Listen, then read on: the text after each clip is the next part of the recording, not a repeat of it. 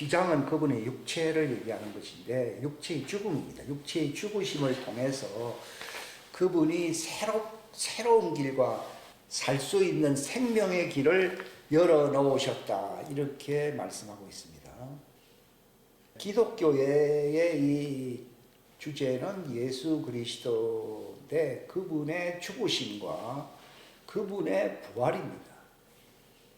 복음은 그분의 십자가의 죽으심을 얼마만큼 이해하느냐에 따라서 그분의 부활의 영광을 만나게 되고 보게 된다는 것을 우리에게 알려주고 있습니다.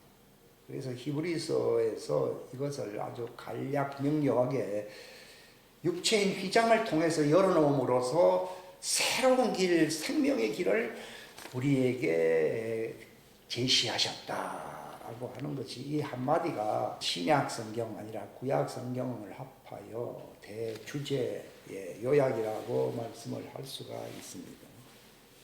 오늘날 교회에 다니지만요, 예수님의 죽으심과 나와 무슨 관계가 있느냐를 잘 이해하지 못하는 분들이 많습니다. 기독교의 소망은, 목표는 부활이거든요. 사람들은 구원을 받는다라는 말을 쉽게 쓰지만요, 내가 부활로 가는 길이 확실하게 내 속에 정언이라는 말은 목표를 향해 나아가고 있는 부인할 수 없는 증거를 가진 것을 정언이라고 이렇게 얘기합니다. 그런데 믿음이라고 하는 것이 정언 없는, 즉 목표에 반드시 이르게 되는 이 증거의 정언이 없이 믿음이라고 하기 때문에 그 믿음은 효력이 없습니다. 다들 믿죠. 안 믿는다고 하는 사람 어디 있습니까? 근데 이제 부활이라고 하는 그 목적지에 이르는 분명한 증거를 갖고 있을 때에 이것을 믿음이라고 하는 거예요. 그것은 언제부터 시작되었는가 하면은 예수님부터 시작되었기 때문에 예수 그리스도의 믿음이다, 이렇게 얘기합니다. 예수님도 일단 육체로 인간으로 오셨잖아요. 그러나 그분은 그저 인생을 육신으로 살기 위해서 오신 게 아니고 아버지가 그를 보냈거든요. 네가 바로 육체인 휘장을 통하여 부활의 이름으로써 하나님의 왕국의 새로운 길을, 그 영광의 생명의 길을 열라고 하는 명령을 아들에게 주신 겁니다. 아들이 뭐라고 말했습니까? 나는 아버지께로부터 받은 내 몸을 내어놓으라고 하는 명령과 그것을 통하여 네가 다시 태어나라, 다시 부활하라고 하는 명령을 내게 주셨다라고 요한복음 10장 17절 18절에 얘기했잖아요. 그러니까 내가 이 정언을 지키기 때문에 아버지가 나를 사랑한다는 겁니다. 예수님께서도 너희들도 나의 정언을 가지고 지키게 되면은 아버지가 나를 사랑하듯이 너희들도 사랑한다, 이렇게 돼 있어요. 그 예수님이 무슨 정언을 가지고 어떻게 아버지의 사랑 안에 거하게 됐느냐? 바로 아버지가 이루실 그 왕국의 목표를 위하여 부활의 새 길, 새 생명의 길을 열으라는 것입니다. 이를 위해서 내가 너를 육체 안에 보내는 것이고 너는 하늘의 미랄로서 죽으라는 것입니다. 그래서 예수님은 아버지가 죽었다가 살아나라고 하는 그 명령을 준 것이고 내가 이를 지키려고 하기 때문에 내가 아버지의 사랑받아서 아버지의 사랑 안에 있다는 겁니다. 그렇기 때문에 그 명령을 너희도 지키게 되면은 내 사랑 안에 걸 것이다, 이렇게 말합니다. 오늘날은 이런 믿음이 아니라 전부 종교적인 겁니다. 이것은 바알세불과 만몬의 영이 지배하고 있는 거예요. 이거 마치 내가 교회에서 봉사를 하고 내가 어떤 일을 열심히 하면은 이 땅에서 잘 된다. 이거는 만몬의 영이고 이것은 바알이 지배하고 있는 거예요. 7 귀신이 그 집을 떠났다가 다시 온다는 얘기를 하지 않습니까? 그러니까 내가 주님의 이름으로 많은 일을 했다 그러잖아요.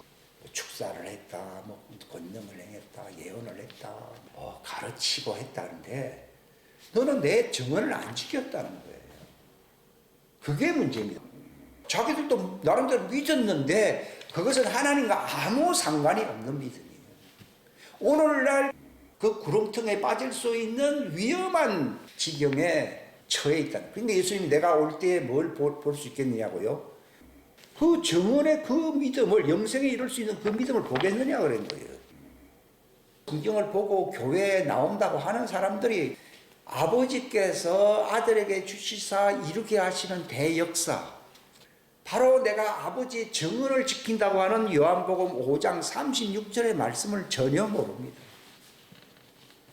그러니까 예수의 정언, 바로 예수의 믿음, 이것은 무엇이냐 하면요, 공동 목표라고 할 수 있는 그 부활의 소망에 이를 수밖에 없는 분명한 인생의 삶의 과정 증거를 갖고 있다는 겁니다. 그러니까 바울이 갈라디아서 보게 되면은 나를 괴롭히지 말아라. 뭐 나보고 뭐 이단이니 뭐 엉뚱한 소리 하지 마라. 나는 예수 그리스도의 부인할 수 없는 어떤 증거, 표를 갖고 있다는 겁니다. 내 몸에 그리스도의 흔적을 갖고 있다고 얘기했잖아요. 그게 뭡니까? 내가 그리스도의 죽음 안으로 들어가 있다는 것을 얘기하는 거예요. 저도 뭐 지식으로는 많이 관심을 가지고 있었지만요, 이것이 나의 삶의 어떤 그 믿음이 되고 생명이 되기까지는요, 수많은 세월이 지나간 거예요, 시사. 그러니까 바울은 그 증언이 뭡니까? 바로 예수님이 생명을 얻기 위하여, 부활에 이르기 위하여 죽었듯이 나도 그리스도와 함께 십자가에 죽었다고 하는 거예요. 저도 그 말은 흉내는 내겠는데 거짓말하는 것 같아서 그렇게 공언을 할 수가 없었던 것입니다. 근데 이게 죽는 거구나 하는 걸 알게 된 거죠. 왜냐하면 하늘의 미랄이 죽는다 그랬잖아요. 그 죽음의 과정 없이는 열매를 결단코 맺을 수 없는데, 오늘날은 뭐 예수 그리스도의 증언의 핵심인 십자가에 못 박히는 그 과정 없이 다들 그 구원을 얻고 영생을 얻는다라고 생각을 하고 있기 때문에, 이런 사람들은 뭐라 부릅니까? 십자가의 원수들인 거예요. 그러니까 하나님의 원수라는 거예요. 다른 건 많이 해요. 더 잘할 수도 있어요. 근데 영생에 이를 수 있는 필수 과정, 옛날 학교에 다닐 때에 뭐 그런 선택 과정을 아무리 시험을 잘 받아요, 필수 과정에서 낙방을 하면은 졸업이 안 되더라고. 다른 것도 중요하겠지만은 필수 과정에 충실해야 되거든요. 그런 것처럼 우리의 삶에서 정말 부활이라고 하는 그 열매를 얻기 위해서는 필수 과정에 충실해야 되거든요. 선택 사양이야 뭐 삶에 많잖아요. 뭐 이렇게 살고 저렇게 살고 가득 찼죠. 그러나 불신자들에게는 없는, 이것은 필수 과정이라고 할 수 있는 예수 그리스도의 증언, 죽음을 얘기하는 거예요. 우리가 왜 거룩해지질 않느냐? 안 죽었기 때문에. 내가 내 삶이 왜 변화되지 않느냐? 안 죽은 거예요. 죽으려고 하는 결단과 모양새는 갖고 있어도요, 실제로는 안 죽는 거예요. 그러니까 예수님께서는 누구든지 내가 이루는 목표, 나를 따라간다는 말은 그분이 이루는 그 목표에 이르기 위해서는 반드시 자기는 부인하라는 말, 그게 죽으라는 얘기예요. 살아있는 동안에는 다 잘난 맛에서 다 자기를 드러내면서 살아요. 자기가 죽어야 된다는 거예요. 자기를 부인한다는 말이 죽음이구나 하는 거라고 얘기해요. 죽지 않고서는 자기를 완전히 깡그리 무시하고 부인할 수가 없는 거죠. 그렇게 되기 위해서 날마다 십자가를 지고 와야 된다라고 예수님이 친히 말씀을 하는 겁니다. 6월절이 어제 지나갔는데요, 제가 깨달은 한 가지 말씀을 전해드리겠습니다. 예수님이 그분의 육신의 삶을 위해서 틀을 그 마리아의 몸에서 취하신 겁니다. 육신의 인생의 삶, 그 혼적인 삶이거든요. 그러니까 예수님이 돌아가실 때 뭐라 했습니까? 아버지여, 내 혼이 심히 괴롭다, 이렇게 말씀하셨다고 하는 것이다. 아니 뭐 그렇게 남보고는 걱정하지 말라는 하시더니 혼이 왜 괴롭다라고 왜 그렇게 원망스럽게 말씀하시냐? 인생 육체의 그 모양새에 겉사람을 두고 한 말이지, 자기의 본체는, 자기의 본질은 영에 있는 거예요. 영. 이걸 자기 안에서 한 세 사람을 이루사 이렇게 돼 있거든요.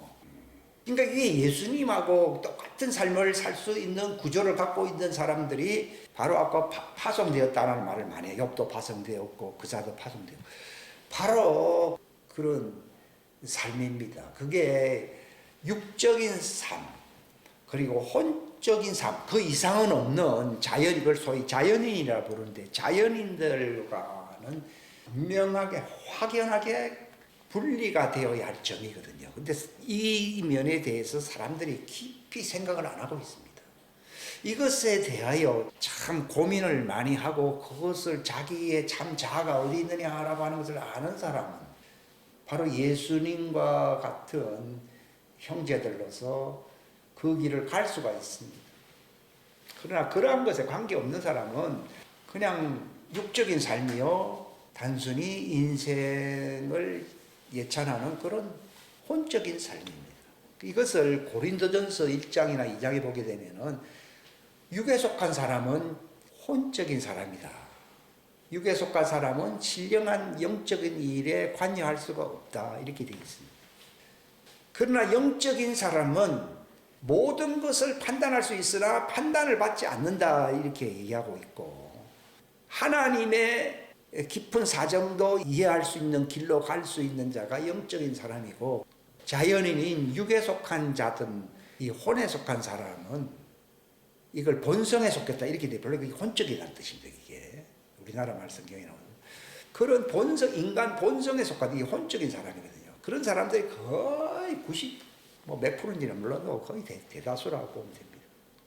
그러한 무리들 속에서 살고 있는데 이 영적인 삶이라고 하는 거든요. 예수님이 딱 그분 안에 그들을 안고 있었거든요. 예수 그리스도 안에서 예정되었다라고 하는 것이 그냥 귀에 발린 그런 얘기로 들을 수가 있어요. 저도 과거에는 뭐 그런 모양이다 이렇게 생각했습니다. 근데 그분이 육체로 왔을 때, 마리아의 몸에 왔을 때 제자들을 비롯한 하나님의 자녀들, 태어나지 아니할 하나님의 자녀들까지도 그 육체 안에 오신 그 예수님 안에 있었던 거예요. 기절초풍한 얘기죠. 솔직히 뭐 병자가 낫고 하는 그런 거하고 수준이 다르죠. 실상은요. 그러니까 마치 레위가 아브라함의 허리에 있었다고 나와 있잖아요. 때가 이르기 전이었기 때문에 나타나지 않은 것뿐이지 이미 아브라함의 허리에 있었다고 나오거든요. 그런 것처럼 예수님의 그 당대 제자들뿐만 아니라 2000년이 지난 오늘까지도 다 하나님의 소위 진짜 자녀들이라고 하는 것은요. 그분 안에 있는 사람이에요. 창세전부터 그분 안에 있었는데 그럼 그분은 창세전을 깨뜨리시고 이 자연계 안으로 들어오신 분이시잖아요. 들어오셔서 마리아의 몸에서 육체로 살았을 때도 모든 제자들이 그분의 몸 안에 육체 안에 있었던 거예요. 예수님께서 아버지께서 내게 주신 자녀들이라 그러니까 옆에 모이니까 교회에서 사람들이 웅성웅성 모이니까 내게 주셨다. 이게 아니라 그분 안에 있는 거예요. 그러니까 에베소서에서 그 바울이 뭐라고 얘기했습니까? 우리는 그분의 살과 그분의 뼈와 그분의 몸에 속한 자들이다. 그전에는요, 참 원색적으로 바울이 얘기했구나. 이렇게만 생각했습니다. 근데 그게 실상인 거예요. 그런 것을 붙들고 있어야만이 예수님의 운명의 영광에 동참을 할 수가 있어요. 자연인 육에 속한 사람은 들을 수가 없어요. 왜냐하면 그건 외인들이기 때문에. 이 말을 들을 수 있는 사람은 영의 씨, 뿌리가 있다는 거예요. 육신의 씨 뿌리는 누가 김씨의 왕조 김수로 왕 하면서 이제 있어요. 이거는 육신의 씨에 대한 얘기고. 그러니까 그런 씨와 관련된 사람들이 거의 90 몇 프로니까 정치네 하면서 이렇게 또 양반 자랑하면서 살잖아요. 그게 다 땅에 속하여 땅의 일을 말하는 사람들이에요. 그게 아담의 후예 아니에요. 그들의 뿌리가 아담인 거예요. 아담은 시작이 그리스도 안에 있는 영의 씨가 아니라고요. 흙으로 사람을 지으시고 하나님이 그 생기를 불어넣었으니까 흙에 속한 종들의 그게 흙도 두 가지가 있어요. 자연계 흙이 있고 영계 흙이 있고. 이거 지난번에 했던 걸 잘 이해하셔야 됩니다. 혼은 영계에서 왔고 육체는 자연계에서 왔잖아요. 하니까 그건 영계에 있든 자연계에 있든 그 다 피조물이잖아요. 피조물은 어둠이잖아요. 그러니까 사람을 짓고 그 혼은 그 영계의 흙에서 있잖아요. 그건 산 자입니까? 죽은 자입니까? 죽은 자니까 하나님이 살리려고 뭘 불어넣었다고요? 생기를 불어넣은 거는요, 그가 죽었기 때문에 살게 하는 거예요. 우리나라 말은 뭐 이상하게 번역해놔서 생명이 됐다 다 엉터리예요. 제일 중요한 얘기를 그따위로 표현했으니까. 그제서야 살아있는 혼이 되었다는 말은 그게 부활했다는 뜻이에요. 그전에는 살았어요, 죽었어요? 죽은 거예요. 그러니까 그가 이제 살았고 살았으니까 부활체니까 새 예루살렘의 모형인 에덴 동산으로 들어갔어요, 안 들어갔어요? 들어간 거죠. 이제 이 스토리를요, 거기서부터 시작 안 하면요, 이 에덴 동산 얘기와 어떻게 아담이 어떤 과정을 밟았느냐, 이걸 모릅니다. 그는 땅에서 났기 때문에 땅의 법을 지켜야 되거든요. 그 땅의 법이, 피조물의 법이 뭡니까? 그게 바로 율법입니다. 율법. 하나님에게서 두 기둥이 있어요. 하나는 자연계에 흐르는 관이 있고, 하나는 영계에 예수 그리스도 안에 있는 자들에게 흐르는 관 두 개가 있어요. 이걸 두 증인이라고 부르는 거예요. 그리스도는 그 두 관을 뻗어가게 하시는 분이시거든요. 이번에 오른편에 있고, 이건 오른편에 있고, 이건 왼편에 있다, 이 말입니다. 그게 하나님의 왕국입니다. 그러니까 보십시오. 오른편에 있는 사람은 미리 뭐 어떻게 할 거 없어요. 이거는 살아있는 자고, 예수 그리스도 안에 있다는 말은요, 성령 안에, 그 오른쪽 관은 성령이거든요. 이건 하나님이라는 뜻이거든요. 성령은 어떤 생기란 뜻이 아닙니다. 사람들은 성령과 생기를 구별을 못합니다. 생기라는 말은 호흡을 불어넣어야 되니까 숨을 쉬어야 된다, 이 말이에요. 숨 쉬고 살게 하려고 동물에게도 그 생기를 있잖아요. 육신의 생기가요. 그러나 예수 그리스도 안에 있는 성령 안에 있는 생명들은요, 이미 성령 안에서 있기 때문에 생기, 호흡을 줄 필요가 없어요. 그 자체가 사는 거예요. 근데 이런 것도요, 뭐, 저는 옛날에 뭐 기적에 대해서 한 50년 전에, 40년 전에 관심이 많은데, 그런 거, 이런 걸 알면서부터는요, 그건 아무것도 아니라는 것을 알게 됩니다. 왜냐하면 성경의 진리를 아는 것이 중요하기 때문에. 그러니까 두 무리가 있어요. 하나는 하나님의 말씀 안에 있었던, 예수님 뭐라고 표현했습니까? 아버지 안에 생명이라 이런 표현을 씁니다. 예수님도 아버지 안에 있는 생명이고, 하나님의 자녀들은 누구 안에 있는 생명이요? 그리스도 안에 있는 생명이라고 해서 창세전에 그리스도 안에서 이미 정해진 자를 얘기하는 거예요. 그러니까 오른쪽에 있는 사람은 시작이 언제냐 하면요, 창세전 그리스도 안에 있었다. 그리스도 안에 있는 생명의 시작이에요. 이게 말씀입니다. 말씀. 이거 말씀으로 있었던 자들입니다.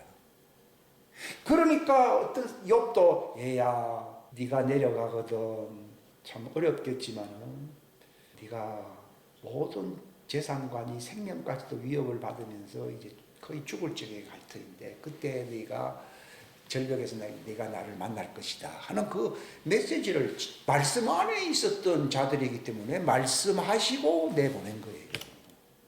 그러니까 그들은 육신의 양식이 중요합니까? 말씀이 중요합니까? 말씀이 중요해요. 그러니까 예수님도 떡으로, 그런 것은요, 자연인들은 떡으로 사는 자들입니다.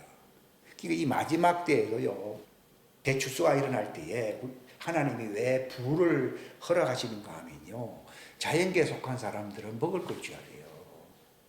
3년 이상 살아갈 수 있는 먹을 것과 거처를 마련해 줘야 됩니다. 이게 아담이 바로 후예들은 그렇거든요. 이게 땅에서 시작된 자들이거든요. 그러나 오른쪽에 있는 사람은 땅에서 시작된 게 아니에요. 말씀 안에서 시작된 거예요. 그러니까 이것은 정말 지식 중에서도 바울이 그리스도를 아는 가장 모상하다, 원래 가장 뛰어난 지식이다. 그러니까 이 오른쪽에 있는 사람은 그냥 성령 안에 있는, 그러니까 마지막 때 요한계시록 때도 비록 부활하고 난 뒤에라도 그들도 성령 안에 있어야 안 있어요. 성령과 신부가 말을. 그러니까 성령과 신부, 이거는 일심동체입니다. 아버지와 아들과 성령과 신부입니다. 성령 안에 누가 있다고요? 신부입니다. 아버지 안에 누구예요? 아들. 성령 안에 누굽니까? 신부들. 아버지 안에 생명. 그 아들이 바로 성령을 받으심으로 아들 되잖아요. 예수님도. 왜 그런가? 마리아문에서 착상하셨을 때는요, 그분이 들어갈 수 있는 집을 만든 것이지 그 자체가 하나님의 아들이라는 말이 아니에요. 오늘 천주교가 잘못하는 게 뭡니까? 마리아가 성모라고 그러거든요. 왜 그런가 하면 하나님의 아들을 낳았다는 거죠. 마리아는 하나님의 아들을 낳은 것이 아니고 하나님의 아들이신 하나님의 본체가 살 수 있는 집을 만드는 거예요. 집은 바로 종의 형체라고 되어 있잖아요. 하나님과 동등되신 분이시지만도 종의 형체 속에 들어오셨다, 이렇게 빌립보서 2장에 보면 나와 있잖아요. 그게요. 그러니까 우리는 이런 거를 잘 알아야 돼요. 교회도 잘 다니고 뭐 이렇게 직분도 있는데 예수 그리스도 안에서 있었다고 뭐 얘한테 네가 그 말을 한번 풀어보아라 그러면 무슨 말이야? 전혀 안 되는 거예요. 그걸 예수 그리스도를 증거한다는 거예요. 지금 제가 예수 그리스도를 증거하잖아요. 그전에는 뭐 예수님이 뭐 기적을 행하고 뭐 그러다가 죽었고 그래 다시 살아났더라, 뭐 어떻게 살아났는지 잘 모르고 이런 식으로 얘기하거든요. 그거는 영생과 상관이 없습니다. 그런 수준에 있는 사람이 대다수인데 그러면 그런 사람들은 희망이 없다는 말일까? 희망이 없다는 게 아니라 그들은 그래도 그분이 바로 구원자라고 하는 증거표를 가지고서 어디로 가야 된다고요? 아브라함 아픔이라는, 아브라함 품이라는 거 복잡해서 아픔이란다. 아픔 속에 들어갔잖아요. 낙원에는 못 가고. 낙원에는 누가 들어갑니까? 예수 그리스도의 증언을 가진 부활체들이 들어가는 것이고, 그들은 뭐 모르잖아요. 죄사함 받고 구원받아야 된다고 하는 그 예수님이 바로 이를 위해서 대속 제물이 됐다고 하는 그 믿음을 가진 사람은요, 산자가 아닙니다. 그는 그 표를 가지고서 대기하라고 대기처인 아픔에 가는 거예요. 아픔. 아브라함 품. 그러니까 그들은 죽었기 때문에 이제 살려주려고 광야로 데려가서 생기를 넣어야 안 넣어요. 그때 이제 그들이 의인이 된다고요. 그 전까지는 죄인이요, 죄인 아니에요. 그러니까 대속죄를 맞이한다는 말은 의인이니까 대속죄일이 필요합니까? 죄인이니까 대속죄일이 필요합니까? 예수님은 내가 의인을 부르라 했어요? 죄인을 부르라 했어요? 죄인을 불러가지고 내가 구원자다 믿느냐? 그래서 그 믿음을 가져라. 그러니까 종들이 가지는 믿음은 구원자를 믿는 믿음일 뿐이에요. 그래서 대속죄일 날 내가 너를 구원하겠다. 그래서 잠깐 대기처로 들어가 있어라. 그게 아픔에 가 있으라는 거예요. 그 옆에는 무저경이 보여야 한 거예요. 무저경이 보이잖아요. 대기처지 거기가 고향이 아니잖아요. 그러나 생명 안에 있는 사람들은 처음에는 육신에 속아서 그렇게 살았지만은도 씻음을 받잖아요. 종들은 죄사함을 받고 하나님의 아들은 육체 안에서 살다가 잘못 살았잖아요. 씻어버려 안 씻어버려요? 바울이 뭔가 잘못했다가 쓰러졌다가 나중에 살아났는데 아나니아가 나타나니까 바울 보고 뭐라 했습니까? 주 예수의 이름을 불러서 너 죄를 씻어버리라 그랬잖아요. 종들은 이 땅에서 죄를 못 씻는다고요. 근데 오늘날 대부분 다 여러분 죄 씻음 받으십시오 이런 말을 많이 하거든요.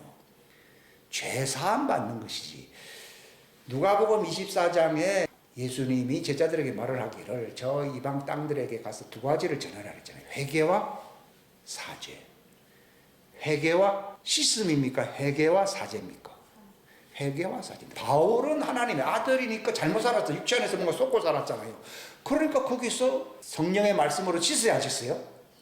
확 씻어버리니까 아내가 하나님의 아들이거나 이렇게 버리니까. 그러니까 성령이 임하는 거예요, 이게. 예수님도 육체 안에서 율법하에서 살았잖아요. 그가 뭐 특별히 죄를 지은 건 없지만도 그러나 육신 안에서 육신 태도로 살았거든요. 그런 새로운 하나님의 아들로서 30세부터는 살아야 되기 때문에 침례자 요한으로부터 또 씻어야 안 씻어요? 씻잖아요. 그게 다 그런 거예요. 씻는다고 하는 것은요, 하나님의 아들들에게 해당된 얘기인데 오늘 보면 죄 씻음 받아서 해야 돼요. 죄사함 받고 그들은 아픔에 가야 되는 거예요. 그리고 언제 죄 씻음 받아요? 광야에 가서 씻음 받아요. 이 순서가 전혀 안 돼 있어요. 만약에 그들이 죄 씻음 받았다 그러면은 대속죄일 기다릴 필요 있어요, 없어요? 없어요. 대속죄일이 어떤 날입니까? 씻어주는 날이에요. 어디서 씻어줍니까? 광야에서 씻어주는 겁니다. 그러니까 예수님 지상재림하고 관계. 만약에 그들이 다 씻음 받았으면요, 예수님 공중재림할 때 같이 올라가면 되지, 뭘 그렇게 남겨놓고 광야로 가라 그러고 한 사람 올라가냐. 씻음 받은 사람은 휴거가 되는 것이고, 제사함 받은 사람은 아직 죄인이잖아요. 덮었다는 얘기거든요. 덮어줬다는 얘기는 아직 더럽다 이 말이에요. 깨끗하면 뭘 덮습니까? 더러우니까 덮어놓죠. 그들이 흰 옷을 입고 이제 새 예루살렘 성에 들어온다고 되어 있거든요. 요한계시록 7장에 말을 하고 있어요. 광야에서 씻은 거라고요. 이것은 중요한 문제입니다. 이건 실상은요. 그러니까 사람들이 내가 주의 이름으로 뭐 어쩌고 다 했다는데 자기는 씻음 받았다고 생각하네요. 생각하잖아요. 근데 예수님은 아이고 좀 깨끗하구나 이렇게 얘기했습니까? 불법자라 했습니까? 그 가야 할 아브라함 품의 과정으로 가서 그들이 광야에서 씻어서 나오지를 못했잖아요. 그러니까 불법인 거예요. 그런 사람이 태반입니다.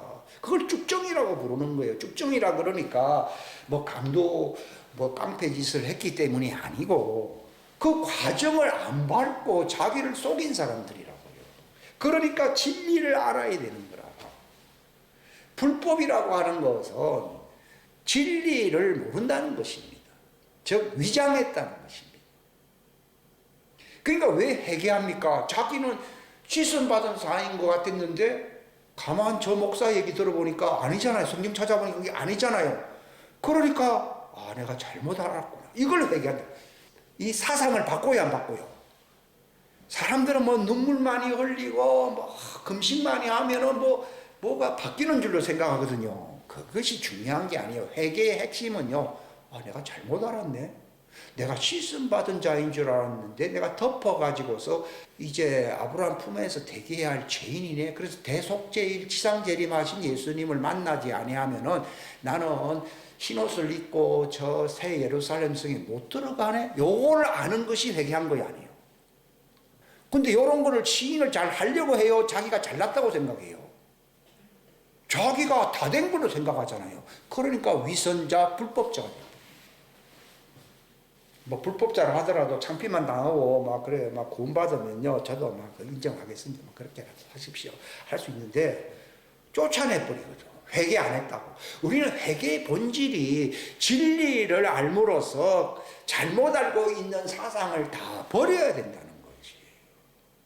바울 보고도요 씻으라 하는 얘기가 뭐 물로 씻으라는 얘기가 아니라 네가 율법 아래서 유대교에 맹종했던 그 잘못된 사상을 벗어야 돼, 안 벗어야 돼요? 그러니까 보십시오. 이거 회개 본질이 본래 메타노에테 컨버전이라는 영어를 쓰거든요. 그 말은 그 간첩이 왜 간첩입니까? 사상, 소위 말해 사상 전환이야. 그러니까 왜 지옥에 가고 멸망하느냐? 하나님을 대적하는 본질이 뭡니까? 사상이요, 사상 아니에요. 사람의 본질은 어디 있다 했어요? 생각에 있다 했어요. 그러니까 생각이 안 바뀌면요 하나님의 원수가 되는 거예요. 비록 육신적인 행위는 참 사람들한테 몹쓸 짓을 했다 하더라도요 생각을 바꾸고 주님 앞에 꿇게 되면요 너 죄사함 받았느니라 이렇게 말을 합니다. 그 죄사함은 그저 착하게 살려고 금식을 했고 고생을 했기 때문에 죄를 사해 줍니까? 사상을 바꾸었기 때문에 죄를 사해 줍니까? 그겁니다. 회개의 본질은 사상을 바꾸는데 오늘날에도 전향한 줄 알았는데 간첩이 많잖아요. 그러니까 참 대한민국이 어지러운 거죠. 이것이 뭐 경제 문제, 사회 활동 그런 게 아니라 이 사상이라는 게 그렇게 무섭습니다. 그게 사단의 견고한 진이라고 되어 있어요. 네 생각이 하나님과 너 사이를 갈라놓았다라고 이사야서에 얘기하잖아요. 우리는 우리 똥꼬집이라는 말 쓰듯이 아주 생각을 고수하는 데는 지옥 가기로 아예 작정을 하는 거예요. 이게 생각이 틀렸다 할 때 여보시오 내가 어떤 사람인데 그런 재수 없는 얘기 하는 거잖아요. 그러니까 생각을 바꾸는데 굉장히 주저합니다. 그걸 바꾸는 것이 하나님께 항복하는 겁니다. 뭐 내가 뭐 눈물 콧물 흘리고 그런 걸 얘기하는 게 아니라 생각을 완전히 내가 잘못된 그 욥도 왜 그렇게 고난이 많았느냐, 그렇게 부르심을 받고 육체 안에 왔지만은도 세상 살다 보니까 율법적이고 자기 의가 가득 찼어요, 안 찼어요? 찾다 보니까 하나님이 나타나기, 니를 의롭게 하려고 나를 불의하다고 하느냐 하면서 팍 하니까 내가 티끌 가운데서 회개합니다. 나는 내 혼을 사랑하는 나 자신을 몹시 이제는 혐오합니다. 그러잖아요. 이게 회개했어요, 안 했어요? 회개하니까 하나님이 전혀 다른 제2의 인생을 살게 하시잖아요. 그 부모로부터 물려받은 게 많잖아요. 회개라고 하는 것은요, 부모로부터 물려받은 것까지 전부 다 벗어야 됩니다. 이 부모로부터 이 사상전례라는 게 있잖아요. 그 정신까지도 싹 다 버려야 되거든. 근데 그거를 안 버립니다. 그러고 은근히 자랑합니다. 그래도 내가 양반집이라 하면서 말은 그래 안 해도 네하고는 다르지, 다 그러거든요. 그러기 때문에 어떤 문제가 생기는가 하면은 생명수가 들어가지 못합니다. 우리가 정말 하나님 왕국에서 성공한 자가 되려면 어중간하게 돼버립니다.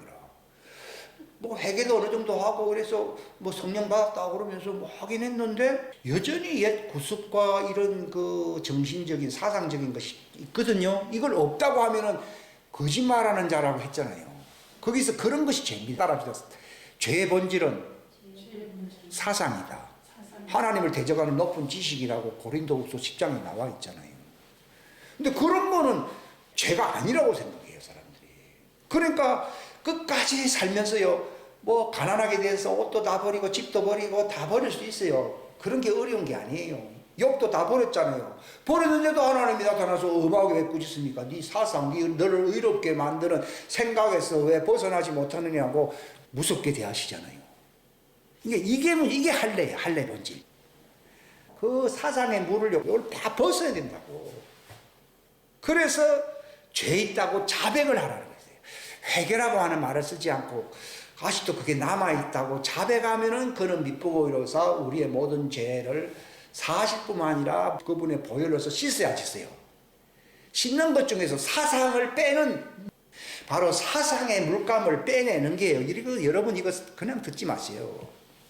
그게 안 빠지면요, 생명수의 강의 통로가 되질 않습니다. 왜냐하면요, 쓴물과 단물이 막 같이 나오거든요. 그럼 하나님 쓰실 수가 없어요. 그래서 어중간하다는 표현이 있듯이요, 죽도 아니고 밥도 아니고 아무것도 안 돼요. 저도 책망을 많이 받고 있는 것이요, 그걸 다 빼야 된다고요. 이게 그리스도의 십자가의 할례거든요. 사상 전환이 완전히 있어야 되거든요. 베드로는 성령 받았어요. 율법적인 정신으로서 나는 돼지고기, 족발 이런 거 안 먹습니다. 그러니까요, 내가 깨끗하게 했는데 왜 안 먹어? 하면서 2번씩이나 막 하나님 책망하니까 놀래 자빠져가지고 이렇게 했잖아요. 그런 것처럼 소위 자기가 옳다고 하는 사상이요, 사도가 되고 난 뒤에도 있다고요. 그래서 죄 있다고 이미 회개는 한 사람이고 자백을 하라는 거죠. 자백을 하는 이유는 사상을 완전히 빼버려야 됩니다. 사상 전환이 일어나더라도요, 사상이 몸에 배인 게 있다고. 이걸 자백을 통해서 씻어야 된다고요. 그러면 어떻게 되느냐? 이게 본래 에어, 공기가 있으면은 이 보일러 관에 물이 제대로 들어가지 않습니다. 여기서 딱 그냥 공기를 샥 빼내면요, 이 물을 빡 보내면요, 공간이 없이 그냥 물이 잘 돌아감으로써 이 난방이 잘 된다고요. 즉 물이 흐른다 이 말이에요. 물이 뜨거운 물이 잘 흐른다 이 말이에요. 제가 말씀드리는 거는 이 사상이 이것이 진공 상태로 빠져나가야 된다 이 말이에요. 그거는요, 난 했다고 하죠. 생수의 강이 보일러 관을 팡팡 돌듯이 안 돌아가잖아요. 그러니까 자백을 해야 된다고. 그러니까 그걸 죄 있다고 해야 되는 거예요. 그거는 네가 본질이는 달라진 건 없는데 그 사상 속에 이미 그 죄 하나님을 대적하는 사상이 있어야 안 있어요? 있잖아요. 뭐 짜증을 낸다든지 막 하나님을 향하여 분노를 푼다, 이게 전부 그런 거거든요. 뭐 그런 거 말고도 많습니다. 그 사상 공기를 빼버려야 된다고요. 빼버리는 이유는 뭐 빼는 연습하려고 하는 겁니까? 물이 흐르게 하려고 하는 겁니까? 그게 생명수강이 팡팡 통하면요 예수님처럼 됩니다. 우리가 왜 예수님처럼 안 되느냐 그겁니다. 왜 휴거가 안 되느냐 하는 문제도 그겁니다. 이게 탕 통하잖아요. 통하게 되면은 우리 육체, 죽을 육체까지도 주님이 올라오라 할 때는 확 변해버립니다. 왜냐하면 이미 구들짝이 물이 이렇게 다 흘러가고 있기 때문에 다 따뜻해지잖아요. 그러면 그 물이 안 통하면 여기는 차분 뜻이요. 이게 그분의 생명수강이 팡팡 흐르면요 천국입니다. 천국. 생명수강이 흐르고 있는 게 아니라 어떤 이 사상적인 것, 뭐 물려받은 거, 어떤 그 뭐 드라마에서 보면은 이상한 사람들 그런 걸 왜 좋아하는가 하면 그런 거하고 나하고 뭐가 땡기는 게 있어요. 이게 땡기는 게 있으니까 그걸 좋아하게 돼 있어요. 어떤 사람들을 또 좋아하잖아요. 그것도요, 자기하고 그 어릴 때의 그 이슈가 같아요. 원래 끼리끼리 모인다는 얘기가 있어요. 그러나 예수님은 끼리끼리 이슈가 같아서 모인 건 아니잖아요. 그게 다르다 이 말이에요. 근데 뭐 그렇게 차이가 나더라도 뭐 별 차이가 없다 그러면 괜찮겠는데요. 이게 휴거와 관련이 있어요. 이 마지막 때는 완전하라 그랬거든요. 그게 빠지게 되면 팽팽 돌면은 우리의 육신의 인생 구들짝하고 이 물과 같이 부딪혀가지고 같이 따뜻하네요. 따뜻해지면은 그냥 올라가. 육체가 변해버린 거예요. 육체 안에 생명이 나타난다 그랬어요. 근데 육체는 여전히 사망이고 이렇게 하는 것은요, 그 생명수의 관이, 영의 관이 흐르긴 흐르는데 이게 육신의 인생을 전체를 대필 만큼 따뜻하게 할 만큼 흐르는 게 아니에요. 배에서 생수의 강이 흐르게 되면요, 주님이 올라오라 하게 되면 육체까지도 확 변화시켜가지고 올라갑니다. 그러니까 올라가기 전까지도 육체 안에서 살지만은 천국의 삶을 살게 됩니다. 왜냐면 따뜻하니까. 안 그러면 차가운 삶을 살게 되거든요. 예수님 보십시오. 이미 나는 부활이요 생명이란 말은 그분도 마리아의 몸에서부터 죽을 육체를 가지고 태어나. 그래야 죽지. 죽을 육체가 아니면 안 죽습니다. 그는 인생을 유지하기 위한 그 육신의 피가 이렇게 흐르고 있던 사람이잖아요. 그런데 이 육신의 피를 다 쏟아내라는 겁니다. 그게 물과 피가 창을 찌르니까 쫙 빠져버린 겁니다. 그걸 대속 제물로서 통로, 육체인 휘장을 통하여 열어놓으신 새길이라는 말은 부활에 이를 수 있는 생명수 강이 흐르는 길을 열었다 이 말이거든요. 그걸 쫙 뽑으니까 예수님의 육체가 그래서 죽는 거예요. 창을 찔러가지고 남아있는 이 물과 피가 이게 자기 육신의 인생을 살 수 있는 그 어떤 틀이었잖아요. 이것이 쫙 빠지니까 이렇게 운명에 끝났어요. 그러니까 뼈도 꺾지도 않았습니다. 왜 뼈를 꺾지 않느냐? 그 뼈가 신부들이거든요. 그러니까 뼈를 안 꺾은 거예요. 그러니까 우리 신부들은 예수님의 살과 몸에 뼈라고 했어요, 안 했어요? 그래서 예수님 뼈를 안 꺾은 거예요. 만약 뼈를 꺾었다 신부가 안 나옵니다. 그건 하나님이 하신 거죠. 그러니까 예수님이 부활했을 때에 영체로 부활했습니까? 살과 뼈가 있는 몸으로 부활했습니까? 만약에 그리스도가 그 몸을 가지지 않으면 우리를 품은 채 우리를 그분 안에서 부활한 것이 아니기 때문에 우리는 부활할 수가 없어요. 근데 그분이 부활할 때는 그걸 가지고서 부활했잖아요. 그걸 알게 돼요. 그러니까 예수님이 그 제자들이 그 돌문을 열었을 때 왜 육체가 왜 보이지 않습니까? 그 육체 자체에 물과 피가, 우리는 왜 과거 사람들이 죽었는데도 나중에는 뭐 아브라함 품에 갔지만 그 육체는 잿더미가 되는 그 육체는 그대로 있어야 안 했어요. 그건 왜 그렇습니까? 물과 피가 빠진 몸이 아니잖아요. 물과 피를 그대로 갖고 있잖아요. 근데 물과 피까지 다 뽑아내버리고 그 대신 그 육체 안에 생명수가 흘러 들어가서 부활한 분은 누굽니까? 그게 예수님인데. 너희들도 그와 같이 나와 같은 몸으로 부활하라 그러면서 너희들이 내 안에 있는데 너희들은 이제는 내 살과 뼈의 분신으로 부활해야 된다고 해서 그분이 부활할 때 영체가 아니라 뼈다구가 있고 상처도 있는 그런 살로서 부활한 거예요. 이게 예수님의 부활의 신비입니다. 살과 뼈를 가지시고 부활하신 예수 그리스도의 부활. 예수님 말씀하시기를 영은 살과 뼈가 없다고 되어 있습니다. 그러나 왜 있습니까? 우리는 아직도 살과 뼈를 가지고 있습니까? 안 가지고 있습니까? 가진 자들을 보호하기 위해서는 같이 품고 살과 뼈를 가지고 물과 피를 빼버리고 생명체로 부활해버린 거예요. 예수 그리스도를 아는 가장 고상한 지식을 오늘 얘기를 한다는 것입니다. 하나님 아버지 감사합니다. 귀한 시간 허락해 주심을 감사합니다. 예수 그리스도를 아는 지식이 가장 고상하다고 선포했던 바울과 같이 바로 예수 그리스도의 부활을 증언할 수 있는 시간 주심을 감사합니다. 영은 살과 뼈가 없지만은 나는 있노라 만져보라고 하신 그 이유를 예수님과 정언했던 부활체의 지체로서 그들도 부활해야 되기 때문에 예수님의 몸의 분신으로서 그분이 부활하신 것입니다. 우리는 그분의 살과 뼈에 대한 지체라고 바울은 이것을 진리를 알았기 때문에 에베소 5장 30절에 이 놀라운 선포를 하였습니다.